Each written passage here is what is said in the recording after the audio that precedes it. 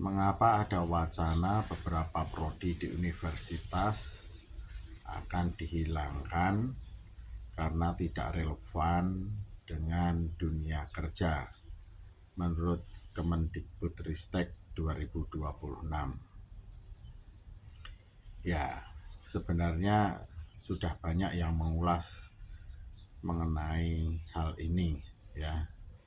Bisa dilihat di berbagai platform media sudah banyak yang membahas mengenai ini. Ya, saya melihat ada beberapa poin di situ, yaitu bahwa pemerintah hanya memikirkan mengenai skala teknis untuk kepentingan industri di masa datang. Sedangkan pihak universitas itu bukan untuk mereproduksi orang-orang untuk bisa hanya bekerja saja, tetapi di sana ada yang namanya universitas itu adalah untuk menciptakan orang-orang yang bisa berpikir, orang-orang yang memang didesain untuk menjadi seorang ilmuwan. Di sana konteksnya adalah berpikir. Jika dianggap beberapa prodi itu sepi peminat dan lain sebagainya, yang intinya dengan alasan banyak pengangguran, ya silahkan saja direview, ya, untuk dipikirkan ulang bagaimana bisa untuk penyerapan urusan industrial di masa datang. Tetapi ada hal penting di situ, bahwa proses berpikir di dalam universitas itu tidak boleh dihilangkan atau didesain ya seperti vokasi. Karena kalau melihat untuk kebutuhan orang bekerja, orang belajar kemudian bekerja, itu desainnya sudah ada, yaitu pendidikan vokasi. Sedangkan universitas itu bukan untuk bekerja, tetapi untuk berpikir, untuk menciptakan orang-orang yang mampu berpikir, untuk menciptakan orang-orang yang dalam hal ini bisa menjadi ilmuwan. Karena sebenarnya di universitas itu fokusnya, produknya adalah research atau penelitian, juga jurnal ilmiah. Jadi disarankan untuk para mahasiswa, ya sekarang ini mulai S2 sudah harus menulis jurnal ilmiah ya, tetapi alangkah lebih bagusnya juga mulai dari S1 pun juga sudah mulai terbiasa membuat jurnal ilmiah. Dan juga penelitian itu dibanyakin, nggak cuma hanya skripsi, tesis atau disertasi, tetapi jumlah penelitiannya yang ditambahkan. Intinya adalah untuk membangun kritisisme. Jika bangsa ini mempunyai ilmuwan-ilmuwan yang bisa dipertanggungjawabkan kritisismenya, artinya sudah pasti bisa bekerja. Tetapi kalau pemerintah hanya memikirkan bahwa pekerjaan itu hanya sebatas bekerja, masuk kantor, pulang kantor, ya itu settingnya adalah di vokasi, bukan pada menutup beberapa prodi. Karena universitas itu bukan untuk menciptakan orang bekerja, tetapi menciptakan orang berpikir, menciptakan orang bisa berpikir runtut, menciptakan orang bisa berpikir secara komprehensif, menciptakan orang yang bisa menganalisa, menciptakan orang yang mengerti yang namanya sebab akibat, di mana semuanya itu basisnya adalah empirisme, objektivisme, dan juga kenyataan yang ada.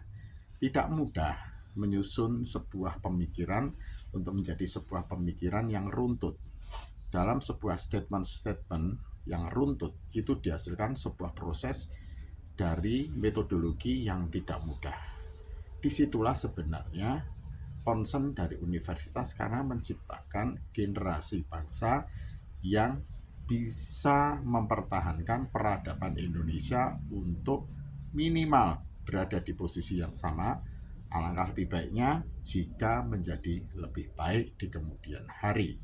bukan menciptakan orang yang bekerja. Karena orang yang berpikir sudah pasti bisa bekerja. Ya, jadi dalam hal ini Kemendikbudristek 2026 selayaknya memikirkan ulang, karena memang sudah ada sebenarnya yang terkait dengan sekolah, kemudian untuk mengisi kekosongan yang ada di perusahaan atau pabrik itu adalah pendidikan vokasi.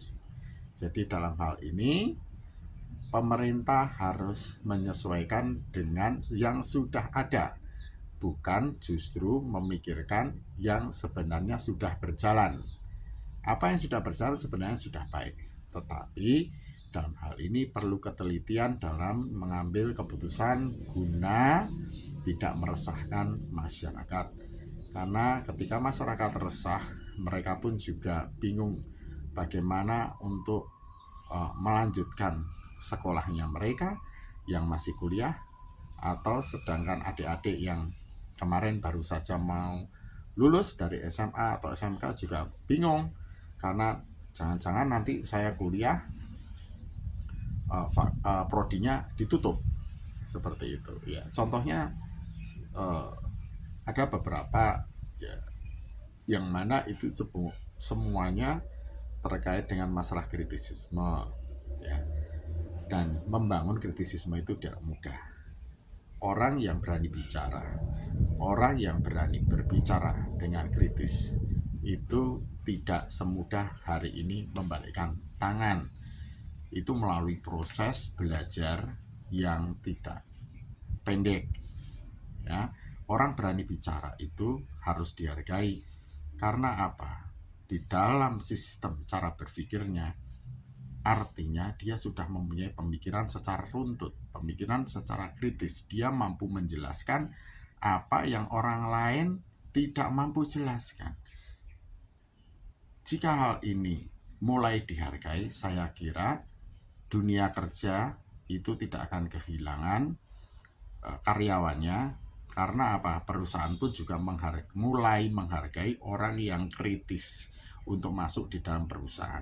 Karena selama ini juga dalam bidang industrial banyak sekali pengebirian terhadap orang pintar.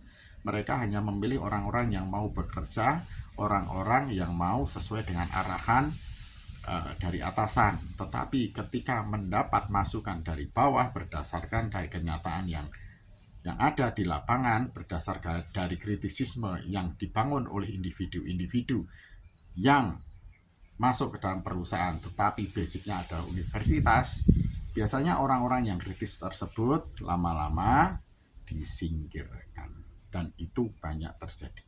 Atau bahkan mungkin dari lulusan-lulusan luar negeri yang dari Indonesia pulang ke Indonesia, mereka tidak mendapatkan pekerjaan, ataupun mereka juga bingung mau kerja apa, karena perusahaan-perusahaan tidak mencukupi kapasitas mereka. Perusahaan hanya mencari orang yang hanya mau melaksanakan apa yang menjadi kehendak dari perusahaan, tetapi mereka jarang menerima kritisisme yang dibangun, padahal tujuannya adalah untuk kebaikan juga perusahaan. Nah, ini juga harus dipikirkan.